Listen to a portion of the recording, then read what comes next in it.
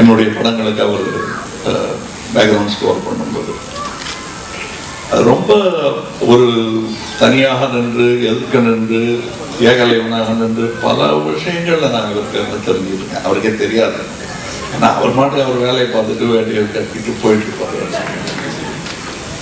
அதாவது இவருடைய தன்னம்பிக்கை கர்வம் என்றும் பணிவை துணிவு என்றும் என்ன தப்பு தப்பா அர்த்தம் பண்ணிக்கிறவங்க நிறைய பேர் நான் பார்த்துருக்கேன்.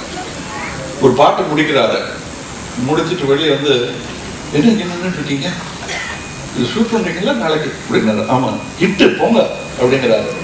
அது என்ன, அது நான் தன்னம்பிக்கைன்னு சொல்றதா திமுறன்னு சொல்றதா தெரியும் அவருக்கு, இது ஹிட்டாகும். அது அவர் சொல்றதுல தப்பு இல்லைன்னு எனக்கு தெரியும். அது வெளியே சொன்னா என்ன பாருங்க, இன்னும் மக்கள் பார்த்து இது ஓகேயா இல்லையான்னு சொல்லல. இந்த சபரிக்கு தெரியும் இந்த ராமனுக்கு என்ன பிடிக்கும்.